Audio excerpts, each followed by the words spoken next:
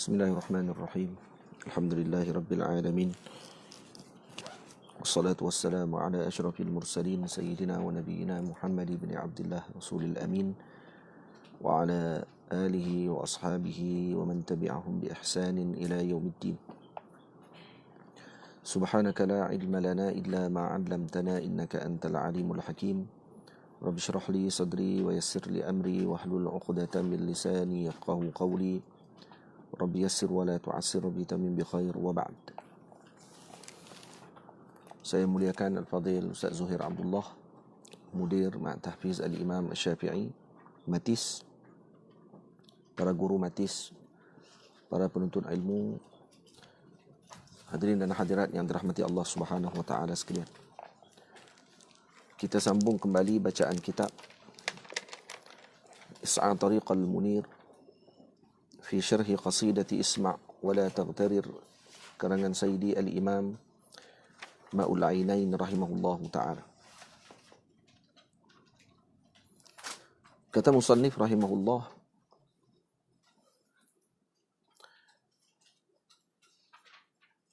wa kaffi sab'in yura fi an-nassi madrakuh فالسبع إن لم تكف فهي كالسبع. Tamam. Jadi tahan 7 anggota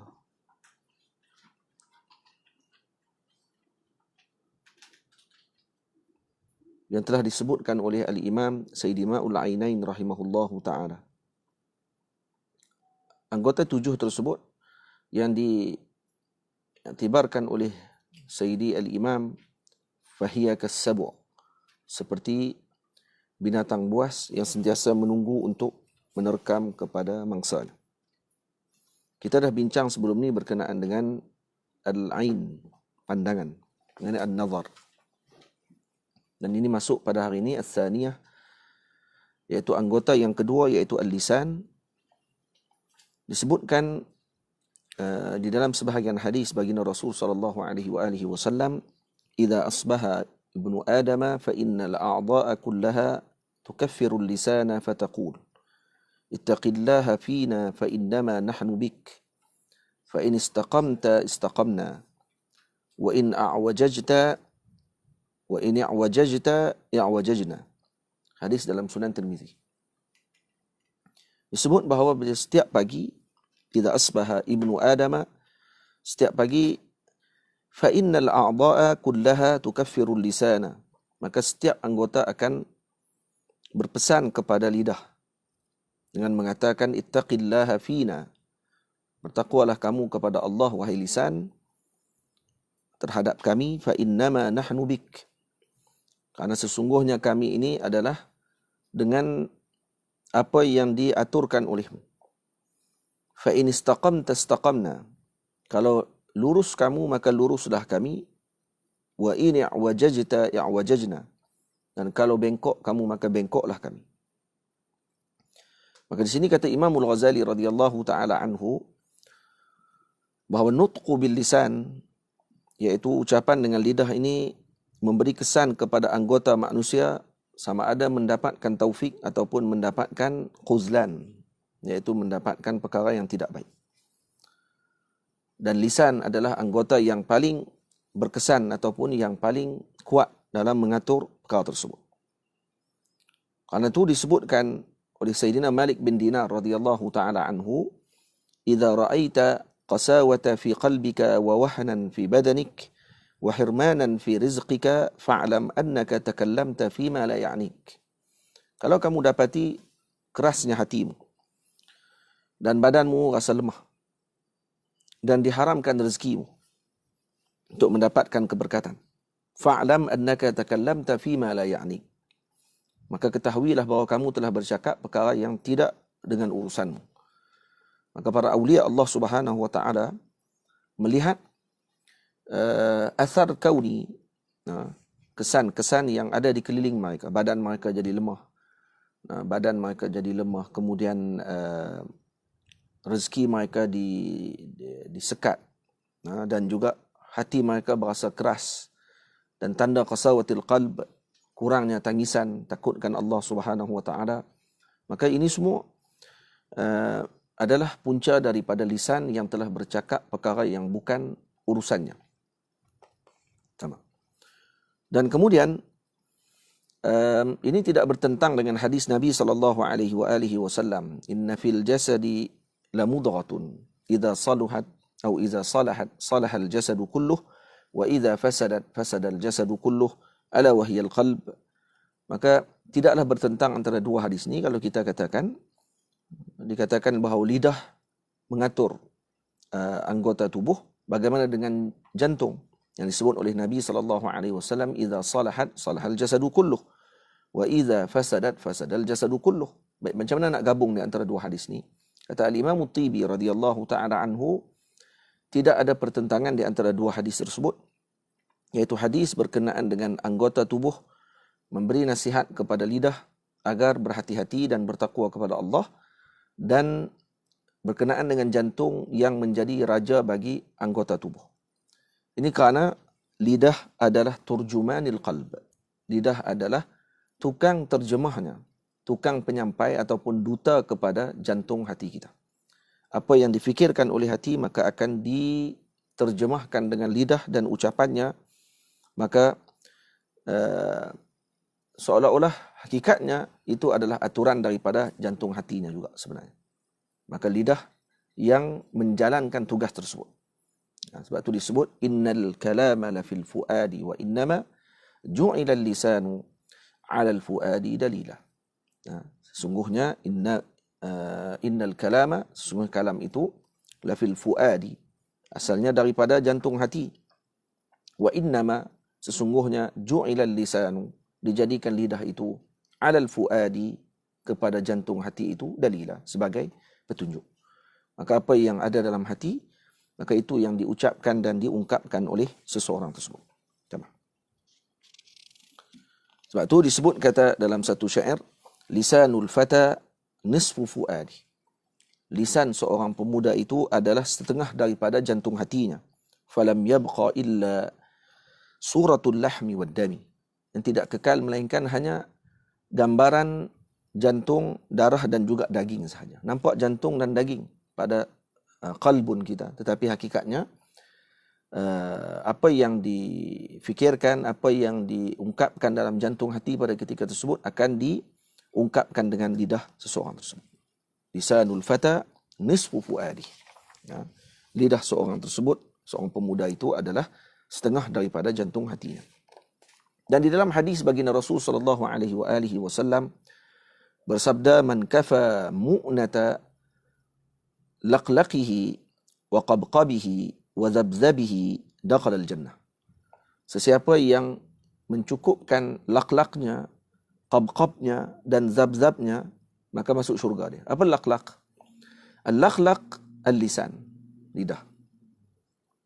Al-qabqab al-batn, perut. Al-zabzab al-farj.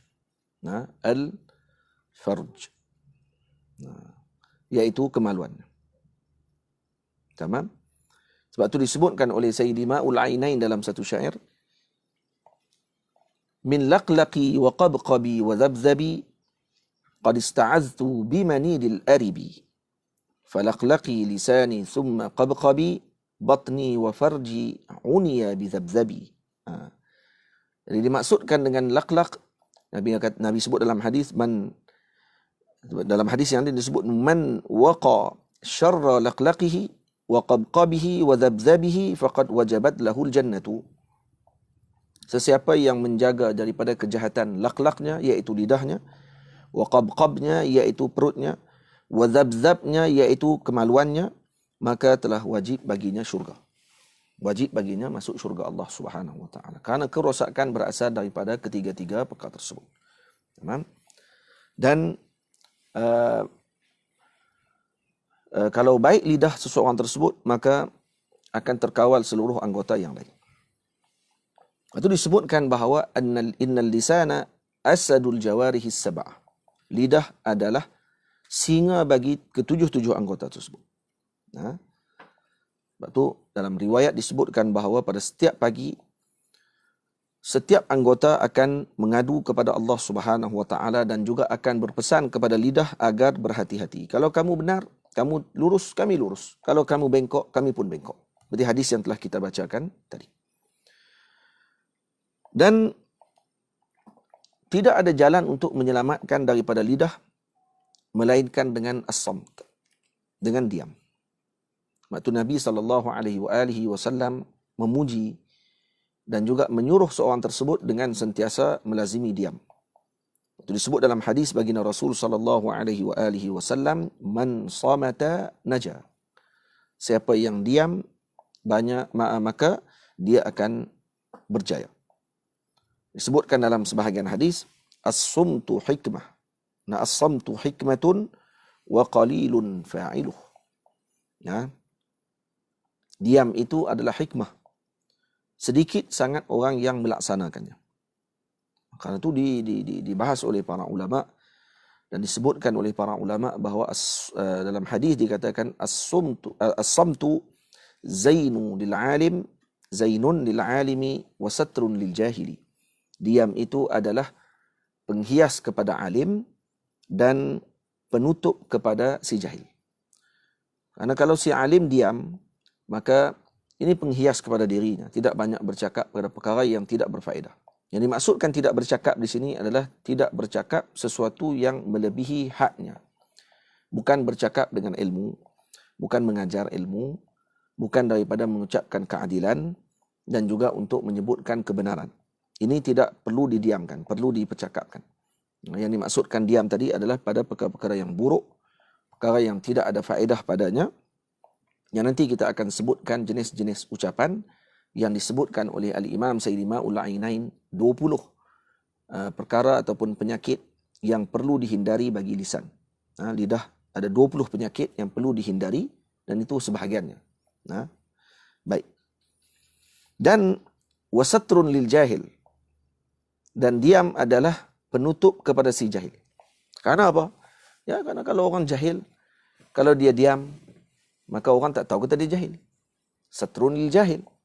Kalau dibuka mulut, maka orang tahu kata dia jahil sebenarnya. Maka as-samtu zainun lil alimi wa satrun lil jahili. Dan perlu diberi perhatian, Al-Imam Ar-Raghib Al-Asfahani rahimahullah membezakan di antara 4 istilah. Yang pertama as-samtu, yang kedua as-sukutu, yang ketiga al-insatu, yang keempat al-isaratu. Ada 4 istilah yang kita akan dengar hari ini, iaitu as-samtu. Dalam hadis disebut samtu. Dan banyak dibincangkan di sini adalah as-samtu. Yang kedua sukut. Kalau kita terjemah sama saja. As-samtu kita terjemah diam, sukut pun kita terjemah diam. Tak, dalam bahasa Arab diasingkan, dibezakan. Kemudian al-insat. Fa'idha quri'a al-Quran istami'u lahu wa ansitu. Faham? Ansitu, apa makna insat? Jadi ada makna dia. Yang kemudian al-isaqah. Isaqah. Hamzah, alif lam, hamzah, sad, alif, kha, ta marbutah. Al-isaqah. Baik. As-samtu ablagh. As-sam adalah yang paling tinggi kedudukannya. Kenapa? Karena dia merangkumi yang kita tidak mampu berbicara dengan yang mampu kita bicara. Dan kemudian kita diamkan. Ada 2. Ada benda yang kita tidak mampu bicara perkara tersebut, maka kita diamkan. Contohnya, kita berdepan dengan orang yang kita takuti. Kita nak bercakap tapi kita tak mampu. Maka tu boleh dipanggil samtu, boleh dipanggil as-sukut. Manakala kalau kita ada kemampuan untuk bicara dengan perkara tersebut, tapi kita diamkan. Kita boleh nak bercakap benda yang bohong. Kita boleh bercakap dengan perkara-perkara yang merugikan masa. Boleh bercakap tapi kita diam pada ketika tersebut. Walaupun kita ada kemampuan untuk melakukan perkara tadi, maka ini dipanggil as-samtu. Maka samtu adalah diam yang bermaksud dengan lebih luas. Sama ada perkara yang kita diamkan tadi, kita mampu bercakap ataupun yang kita tidak mampu berucap dengan perkara tersebut. Manakala as-sukut adalah orang yang meninggalkan ucapannya. Meninggalkan ucapan tersebut kerana mungkin dia tidak mampu untuk nak mengucapkan ucapan tadi. Manakala al-insat, insat maknanya sukut ma'al istima', diam bersama dengan memberikan pendengaran. Sebab tu bila disebut dalam Al-Quran, disebutkan matam fakka ahaduhuma 'anil akhar lam yaqul lahu insat. Maksudnya kalau kata terpisah salah satu di antara duanya, iaitu kalau diam tapi tidak dengar, maka dia tak panggil insat. Dia mesti sekali diam dan dengar. Kalau kata dengar saja tapi tidak diam, maka tak panggil insat juga. Sambil dengar sambil bercakap, tak panggil insat. Ataupun diam saja tidak dengar pun tak panggil insat juga. Dia diam tapi tak dengar, tutup telinga. Tak panggil insat tu. Insat mesti dua-dua. Iaitu diam dan dengar. Tamam? Itu disebut dalam Quran, wa idza quri'al Qur'anu fastami'u lahu wa ansitu. Ansitu dengan makna apa? Iaitu dengan diam dan memberikan pendengaran kita terhadap ayat tersebut. Bila dibacakan Al-Quran, maka dengarlah ia dan diam dan mendengar. Ansitu. Dengan bahasa Arab, Masya Allah. Boleh? Jadi insat, fastami'u lahu wa ansitu, maka di sini adalah zikrun qas ba'da am. Jadi kalau kita tengok, ataf di situ, istami'u lahu wa ansitu, dan istima' dengan insat, lazim. Tidak boleh seorang tadi dipanggil insat kalau dia tidak istima'. Jadi kan kita disebut insat, padanya istima' dan samt. Maka kalau infakka ahaduhuma, maka dia tidak akan dipanggil insat pada ketika tersebut. Tamam? Faham ni? Jelas. Dan kemudian yang keempat istilahnya al-isakhah. Isakhah iaitu mendengar perkara yang susah didengar dengan jarak yang jauh ataupun mendengar suara yang perlahan. Maka dipanggil isakhah. Al-isakhah. Tamam? Jadi ada 4 istilah yang kita tahu pada hari ini, iaitu as-samtu, as-sukutu, al-insatu, al-isaqatu. 4 perkara. Boleh?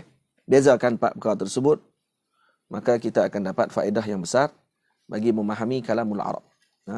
Dia baca hadis, kita akan faham. Oh, rupanya tak sama perkataan tadi. Sebab tu bila Nabi sebut dalam hadis apa dia? Min husnil islamil mar'i tarkuhu ma la ya'ni. Lagi apa dia satu lagi? Falyakul khairan aw liyasmut. Apa makna yasmut? Samt, daripada diam. Maksudnya, diam pada perkara yang kita mampu bicara ataupun yang tidak mampu kita bicarakan.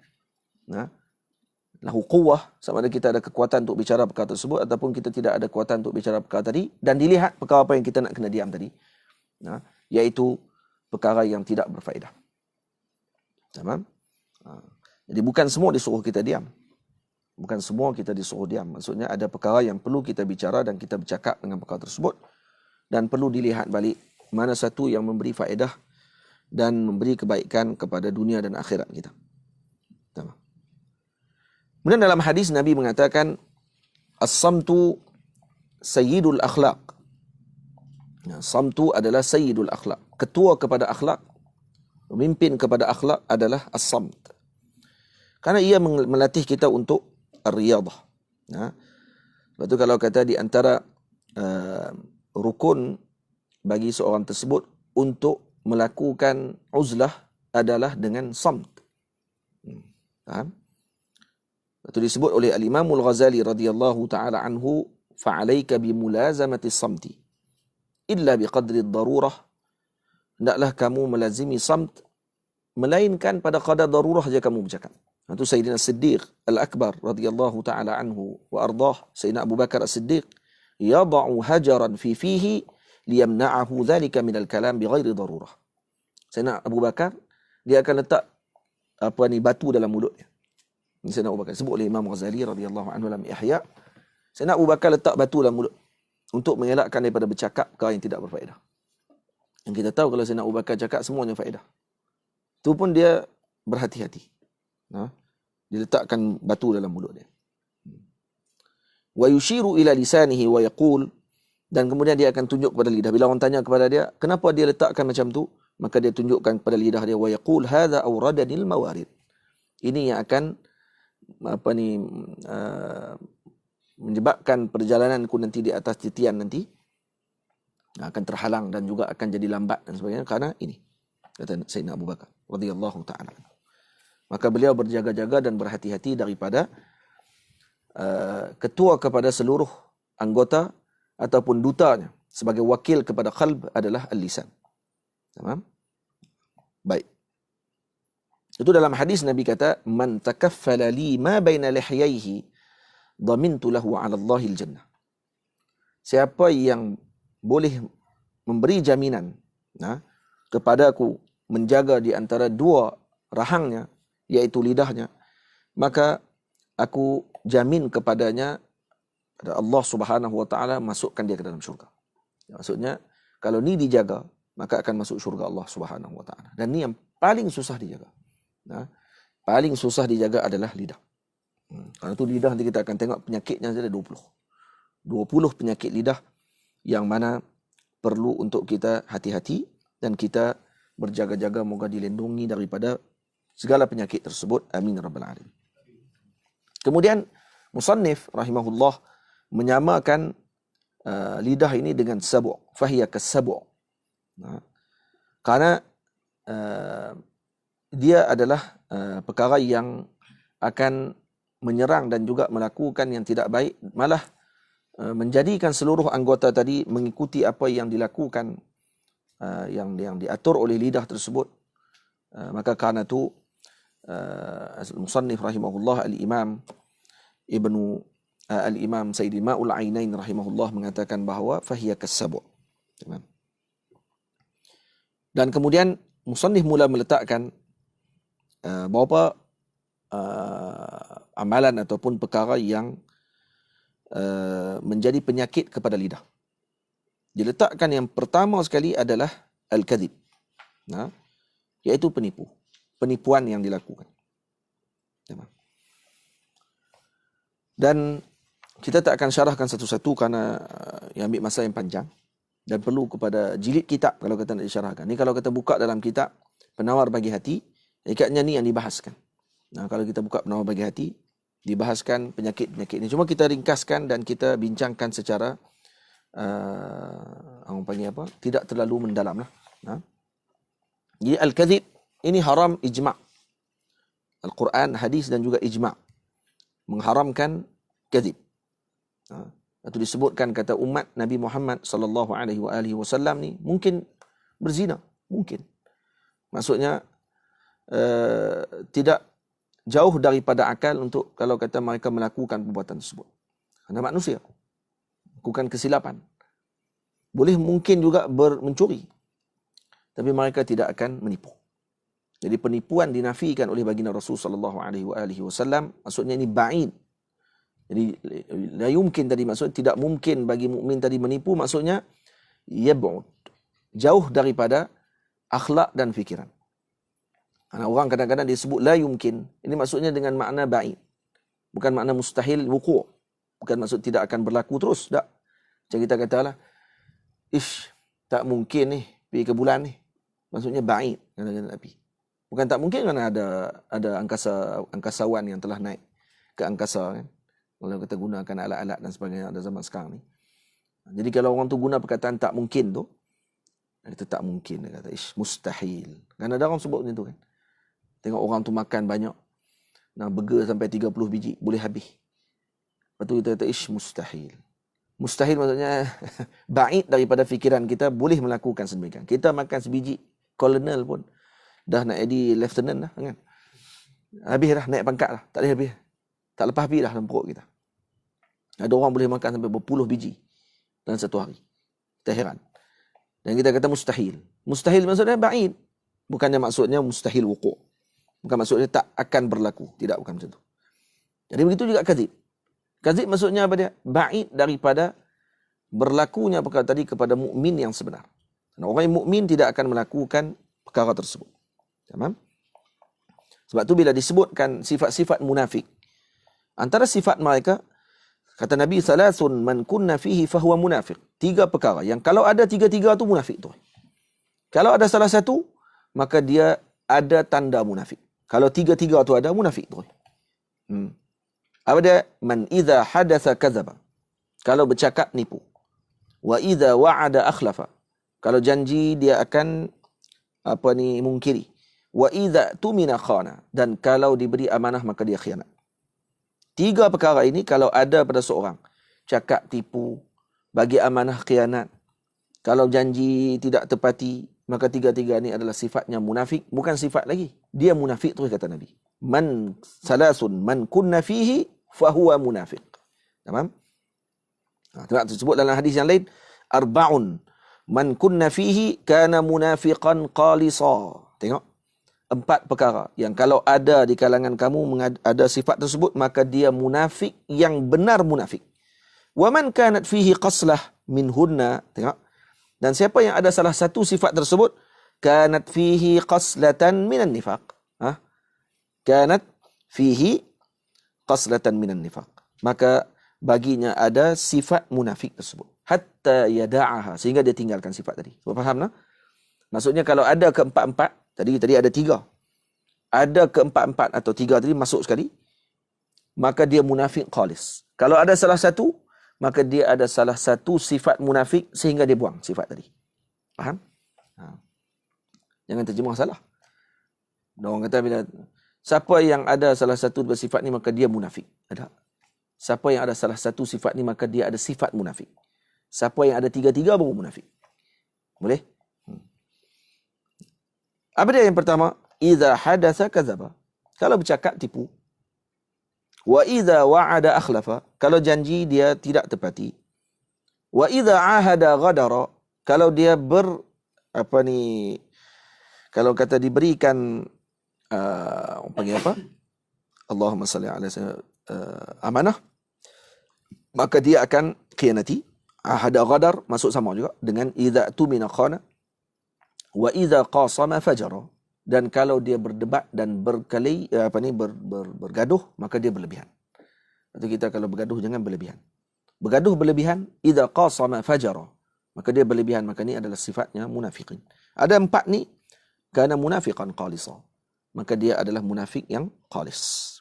Na'udzubillahi min dzalik. Moga Allah Ta'ala jaga kita dan jauhkan kita daripada sifat munafik. Dalam ni Nabi tak sebut kalau seorang ni melakukan dosa besar, maka dia munafik khalis. Tak, Nabi tak kata. Nabi sebut semua yang berkait dengan apa ni? Semua berkait dengan umat. Semua berkait dengan orang lain. Idza hadatsa kadzaba. Dengan orang. Mana boleh cakap tipu kalau seorang-seorang? Boleh tipu seorang-seorang? Duduk dalam rumah dia, tipu diri dia. Ada? Tipu boleh lah, tipu diri dengan melakukan maksiat semua kali tu. Ya, tipu diri. Tak, maksud dia tipu dengan maksud yang ma'hud. Ya, maksudnya kita tipu orang cakap tak betul. Mukhalafah dengan waqi'. Tidak tasawur. Melainkan dengan ada satu lagi pihak. Idza wa'ada akhlafa, janji tidak ditepati. Ya, dengan orang juga. Kemudian ada lagi idza ahada ghadara, idza tumina khana, sama maksud. Iaitu kalau kata diberi amanah maka dia semua boleh. Boleh faham?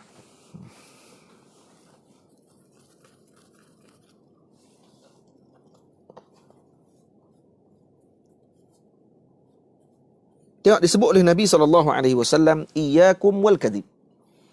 Saya nak cerita pendek aja, dipanjang juga. Tidak. Ni baru satu. Ada 19 lagi. Jenuh kita.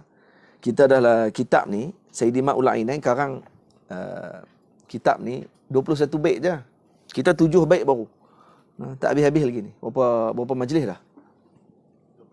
22 majlis. 22 majlis tak habis lagi. Baru 7 bait. Dia karang 21 bait je. Bayangkan kalau dia karang 100 bait, 1000 bait, tak tahu bila nak habis. Maksudnya bab ilmu berkenaan dengan jiwa ni terlalu luas perbahasannya. Faham? Qala iyyakum wal kadhibi, kata Nabi. Tak minta maaf. Iyyakum wal kadhiba. Fa innal kadhiba, iyyakum wal kadhibi, Iyakum wal kadhiba. Baris tak kenal dalam kitab ni. Iyakum wal kadhiba. Fa innal kadhiba yahdi ila al-fujuri. Wa innal fujura yahdi ila an-nari. Hati-hati kamu daripada penipuan. Nabi suruh kata apa? Jauhkan kamu daripada menipu. Karena penipuan itu akan membawa kepada al-fujur. Kerosakan. Fa innal fujura yahdi ila an-nar. Kerosakan itu akan bawa kepada neraka. Fa innar rajula la yakzibu wa yataharra al-kadhib. Al-kadhiba hatta yuktaba 'inda Allahi kazzaba. Seorang lelaki dia akan mula menipu dan kemudian dia biasa dengan penipuan sehinggalah dia dicatat oleh Allah sebagai penipu. Kazzab. Hati-hati. Menipu ini dia datang dengan tabiat. Tipu sekali. Lepas tu dia tipu 2 kali. Dan seronok dan akhirnya jadi tabiat. A'alaikum bis-sidqi fa inna sidqa yahdi ila al-bir. Hendaklah kamu dengan alaikum maksud ilzamu sidqa. Hendaklah kamu dengan sidq, dengan kebenaran.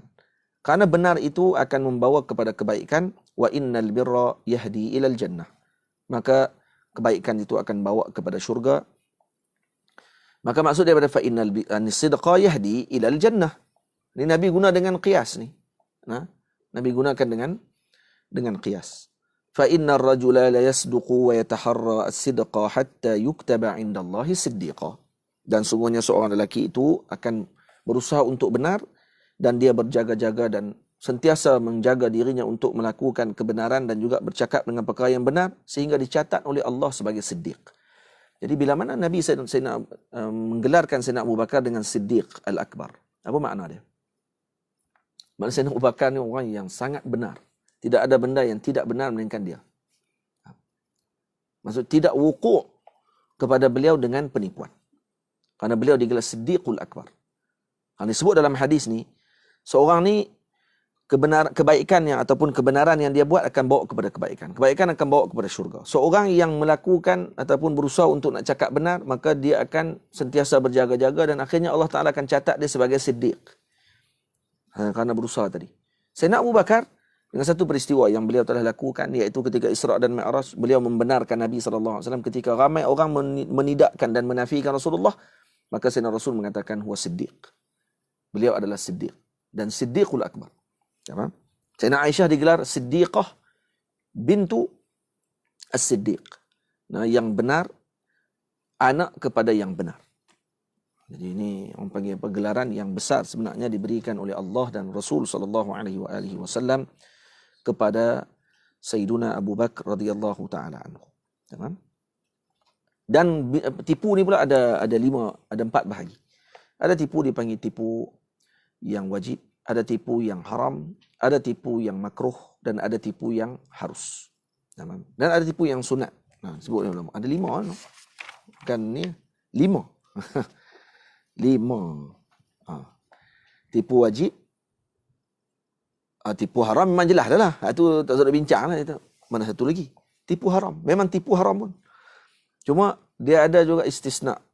Sebahagian perkara yang mana diasingkan tidak termasuk dalam perkara tadi. Apa dia? Antaranya tipu yang wajib apa dia? Iaitu kita untuk menjaga nafsu jiwa dan juga harta seseorang tersebut untuk diambil oleh orang yang zalim dan sebagainya. Contohnya kalau kita tengok ada orang yang zalim datang mengejar seorang yang dia akan bunuh orang tersebut. Orang tu lari belah kanan. Bila orang zalim tu datang tanya dekat kita, mana dia? Hak tadi ni. Kita kata dia lari belah kiri. Tipu tak? Tipu. Tapi menyelamatkan nyawa orang ketika tersebut adalah wajib hukum dia. Tamam? Ataupun harta umat Islam nak diambil oleh orang zalim. Kita tipu. Saya tak tahu. Mungkin dia letak kat tempat lain. Tipu. Maka itu adalah hukumnya wajib. Dan tipu sunat pula bila? Yakunu mustahabban. Bila tipu ni jadi sunat? Huwal kadhibu alal kuffar. Iaitu kita menipu kepada golongan yang bukan Islam. Kuffar bi an yaqula lahum innal muslimina tahayya'u liliqakum bikathratil adadi wal udad. Wa ta'ammara alaihimul batlu fulan wa nahwu dhalik. Contoh apa dia ni? Innal muslimin tahayya'u liliqakum bikathratil adadi wal udad. Contoh ni kalau kata kita nak perang ni.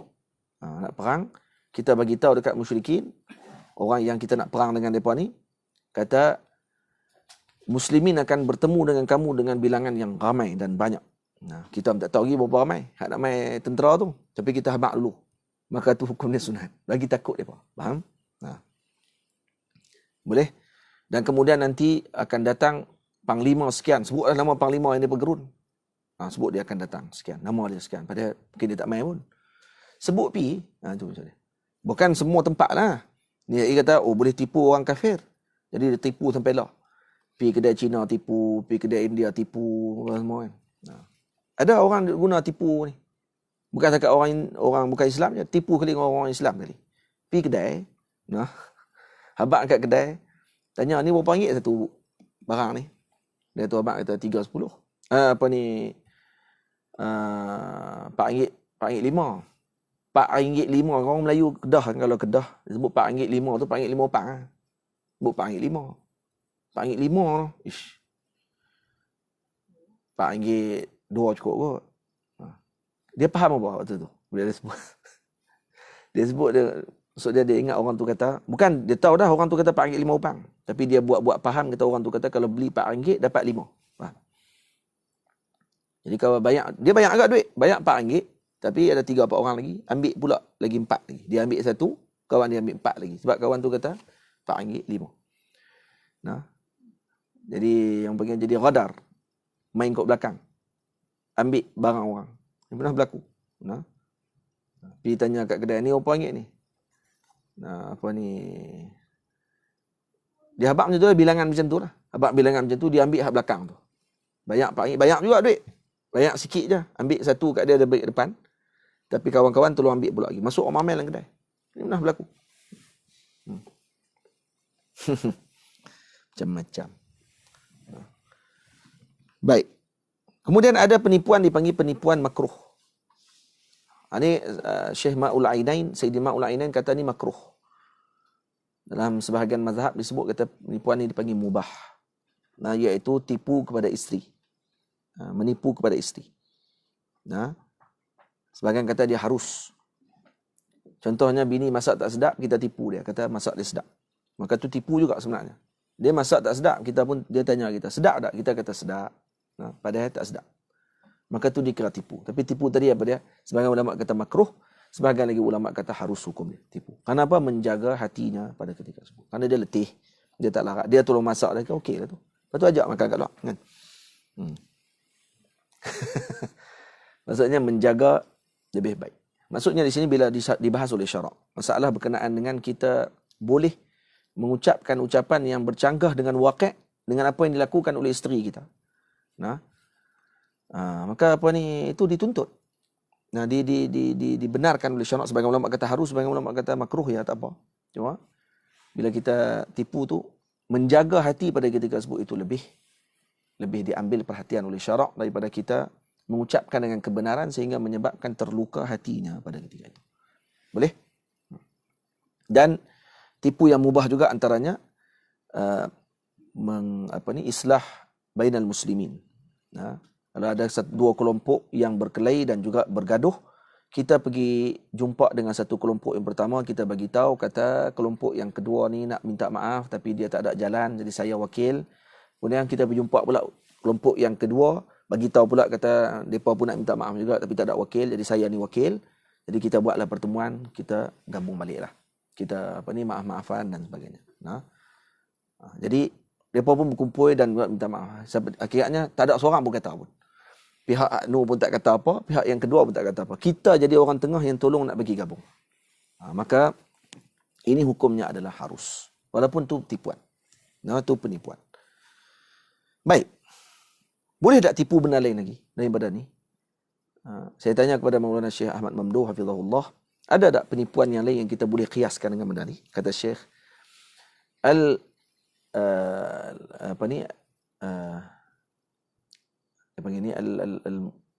al-mustathna, al-mustathna'at dipanggil la yutawassa'u fihi. Ataupun ada ni al-istithna'at la yutawassa'u fihi. Ada kaedah disebut. Perkara yang dikecualikan dalam suatu urusan ni, jangan diluaskan. Sebab tu mengumpat dibenarkan, asal mengumpat haram. Asal menipu haram.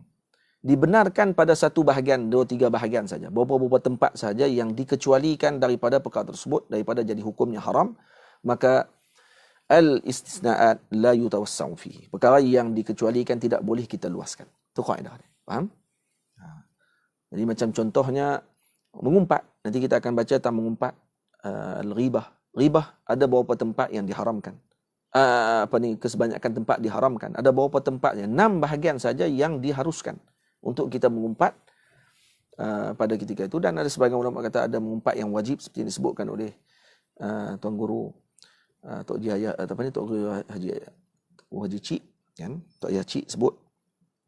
Maka perkara tadi tidak boleh diluaskan. Al-istisna'at la yutawassa'u fihi. Tamam? Itu maksudnya. Dan kemudian yang seterusnya, perkara dosa yang dilakukan oleh lidah adalah az-zur, iaitu menjadi saksi palsu. Dan kemudian al-ghibah. Kemudian ghibah pada mengumpat. Kemudian al-fahsya. Fahsya. Fahsya maksud daripada sini qaulul qabih, cakap buruk. Cakap tak elok. Jenis kalau duduk sembang ya, kerja maki orang ya. Ini fahsya dipanggil. Qaulul qabih. Sebab tu Nabi sebut dalam hadis, innallaha yakrahul fahishal badhi. Allah membenci kepada orang yang ucapannya buruk. Kalau cakapnya keluar perkataan yang buruk-buruk je daripada mulut. Jadi panggil fahsya. Kita dah bincang pada ni. Jadi saya bagi secara ringkas je. Kadzib. Yang kedua zur. Yang disebut oleh Nabi syahadatuz zur, iaitu saksi palsu, juga berkaitan dengan lidah. Yang ketiga fahsya, iaitu qaulul qabih, ucapan yang buruk. Yang keempat al-ghibah, iaitu mengumpat. Kemudian disebutkan ada beberapa pengumpatan yang dibenarkan. Dan disebut dalam hadis, iyyakum wal ghibata fa innaha ashaddu minaz zina. Jaga kamu daripada ghibah kerana ianya lebih berat daripada zina. Kerana zina haqqullah. Maksudnya dia berkait dengan Allah Subhanahu wa taala dan mohon ampun kepada Allah Subhanahu wa taala. Manakala kalau mengumpat pula adalah berkait dengan haqqul ibad. Dia berkait dengan orang. Maka hukumnya adalah lebih berat. Kenapa? Karena haqqul insan mabniyun 'ala al-musyahah wa haqqullah mabniyun 'ala al-musamahah. Dan hak Allah Subhanahu wa taala terbina dengan musamahah. Allah Maha Pengampun. Manakala hak hamba ni dia terbina dengan musyahah. Dia agak sedikit rigid. Dia berkira sikit. Dia tak sama dengan Allah Subhanahu wa taala. Allah Taala Karim. Allah Taala Halim. Manusia tak macam tu. Sebab tu ada hukum yang berkait dengan hamba ni dia agak berat. Dia agak berat. Dari sebab tu ghibah, namimah. Namimah lebih berat daripada ghibah. Ghibah, apa makna ghibah? Iaitu kita mengucapkan kepada saudara muslim kita. Syarat dia muslim. Maksudnya la ghibata lil kuffar. Itu disebut dalam ta'rif an taqula fi akhikal muslim. Maksudnya ghibah ni kepada muslim. Tamam? Tapi ada min hadha yang lebih dalam ni, sebagian ulama kata hatta kepada binatang, hatta kepada kufar sekalipun. Tak perlu kita umpat dia. Tak perlu kita umpati dia. Boleh faham? Cuma ta'rif yang disebut oleh ulama iaitu an taqula fi akhikal muslim ma law sami'ahu lakarihahu mimma fihi. Jadi kalau kata kita bercakap tentang saudara kita yang muslim, yang kalau dia dengar dia akan benci. Benda tu betul. Sama ada perkara tadi berkait pada dirinya, badannya, hartanya, anaknya, perbuatannya, ucapannya, agamanya, dunianya, pakaiannya dan sebagainya. Semua tak boleh. Dan ada sebahagian yang kadang-kadang kita mengumpat pada tu, tapi kita ta'arid, nampak macam seolah kita tak mengumpat. Contohnya apa dia? Moga Allah lindunglah kita. Kesian kat kawan tu. Ayat tu. Moga Allah lindung kita lah daripada jadi macam saudara kita tu. Sebut saudara kita tu. Tapi dia minta suruh lindung diri dia. Dan minta lindung pula kita semua. Moga Allah lindung kita daripada inilah perkara-perkara yang macam dilakukan oleh saudara kita. Itu apa dia maksud dia tu? Mengumpat. Kita dah mengumpat waktu tu. Dan mengumpat tu lebih buruk lagi. Sebab apa? Sebab kita waktu tu, seolah-olah kita sedang redha dengan diri kita pada waktu tu. Nah, kita redha dengan diri kita. Dan kita rasa yakin dengan keadaan kita. Dan malah kita meletakkan orang tadi pula pada kedudukan yang bahaya pada waktu tersebut. Hati-hati. Kalam-kalam yang kadang-kadang diucapkan oleh kita yang kita tak sedar. Ucapan tersebut sebenarnya adalah umpatan. Faham? Faham? Contoh macam saya sebut sini, dia kata, La hawla wa la quwwata illa billah. Fulan la yashulu bina an yaf'ala hadha al-fi'la fahuwa haram. Tengok. Dia kata, La hawla wa la quwwata illa billah. Nah, orang ni telah melakukan. Seolah nampak macam syafaqah. Macam kita ni, macam kesian kat orang tu. Nah, tapi sebenarnya kita nak menunjukkan kepada keburukan orang tadi. Hati-hati dengan ucapan-ucapan tersebut. Seolah-olah nampak macam syafaqah, tapi sebenarnya dalam hati kita ni ada keburukan. Tamam. Lepas tu kata Ibnu Mubarak, sebab orang mengumpat ini kata Nabi SAW, dia muflis. Kita dah bagi pahala kita kepada orang kita umpati. Okay? Dan ghibah ni akan makan kebaikan kita seperti mana api memakan kayu bakar. Maksud tak ada faedah apa. Hak kita buat amalan kita ni, kita mengumpat orang saja, dapat ke orang tadi. Semua ni. Dan mengumpat ni memang seronok. Lepas tu kita suka cerita ke lebat orang. Ya tak? Kita orang main duduk dengan kita. Lepas tu tengok-tengok cerita pasal kawan kita. Oh, kita syok. Tak payah banyak. Dengar pun cukup dah. Dengar. Oh, macam ni. Dan tak ada kebaikan apa untuk agama dia. Dan bukan untuk nak jaga diri dia daripada melakukan Allahumma salli ala sayyidina Muhammad. Kejahatan seperti mana yang disebut nanti. Ada 6 tempat yang kita diharuskan mengumpat. Tak ada faedah apa. Tapi dia suka sebut pasal keburukan orang. Ataupun apa-apa perkara yang menyebabkan kalau orang tu dengar, dia tak suka. Di mana ta'rif yang kita sebut tadi. Sebab tu kata Imam Ibnu Mubarak, kata dia apa? Lau kuntu mimman yaghtabun nas. Kalau aku ni di kalangan orang yang suka mengumpat orang, laghtabtu abawayya. Maka aku akan umpat mak ayah aku. Kenapa? Li'annahuma ahaqqu bihasanati. Kerana mereka berdua lebih berhak untuk dapat kebaikan aku. Nak umpat mak ayah kita. Alang-alang. Apa? Kebaikan kita dapat kat dia. Alhamdulillah. Kalaulah kita nak mengumpat, kata Imam Abdullah bin Mubarak, maksudnya nak bagi tahu kata apa ni? Tak ada faedah apa. Kalau pun aku nak mengumpat, aku akan mengumpat yang sepatutnya aku umpat apa dia? Yang lebih berhak untuk dapat kebaikan aku. Ni bagi kat orang yang kita tak kenal dia. Saja bagi kosong itu. Kita buat amalan kami lagi. Kita tengok dapat amalan kat orang lain. Lagi teruk, tak ada apa. Tumpang pula dia punya dosa dia. Ambil dosa dia, buh atas kita. Teruk kita. Dah lah dosa. Pahala tak ada. Dosa pula bertanggung lagi. Kacau. Faham? Jadi sebab tu, kena hati-hati. Dan kita, Allahumma salli ala sayyidina Muhammad.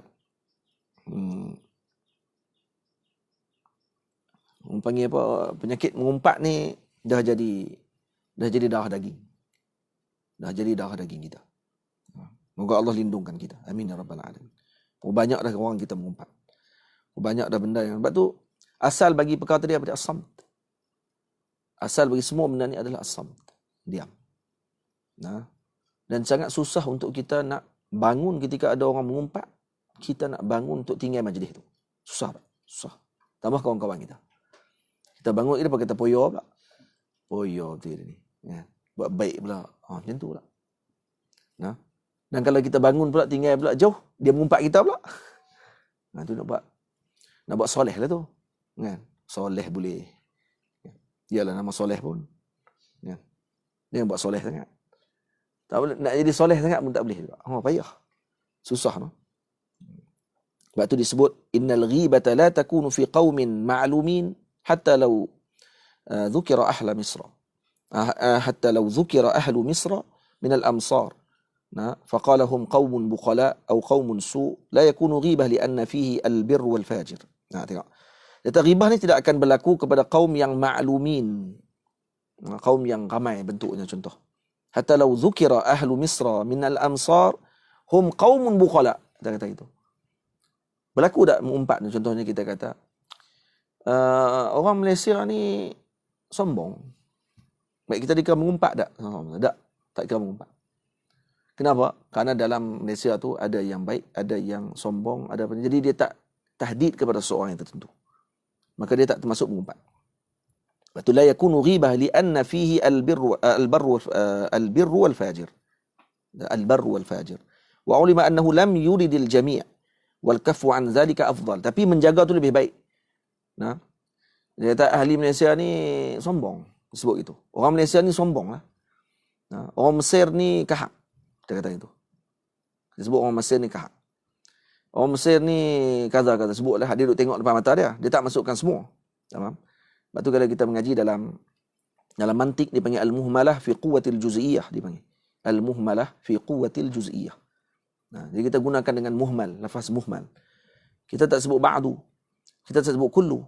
Kita tak kata kullu ahli Malaysia. Semua orang Malaysia adalah sombong. Tak, kita tak sebut semua. Kita kata orang Malaysia sombong. Maksudnya apa dia?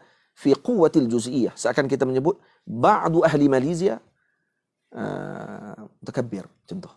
Sebahagian orang Malaysia ni mutakabbir. Sebab tu dalam mantik disebut al-muhmalah fi quwwatil juz'iyah. Nanti mengaji mantik kita akan jumpa perkara tersebut. Faham? Boleh? Baik. Dan kemudian an-namimah, insya-Allah kita akan sambung pada pertemuan yang akan datang. Baru berapa tadi kita bincang? Kadhib. Lagi az-zur, al-fahsya, al-ghibah. Baru 4. Ada lagi 16 lagi. Nanti kita akan sebut nama-nama tu lah. 16 tu. Nah, sebelum kita masuk pada anggota yang seterusnya yang berkait dengan 7 anggota yang telah disebutkan oleh Sayyidi Ma'ul Ainain rahimahullah. Moga-moga Allah Ta'ala beri faham kepada kita. Diampunkan dosa-dosa kita.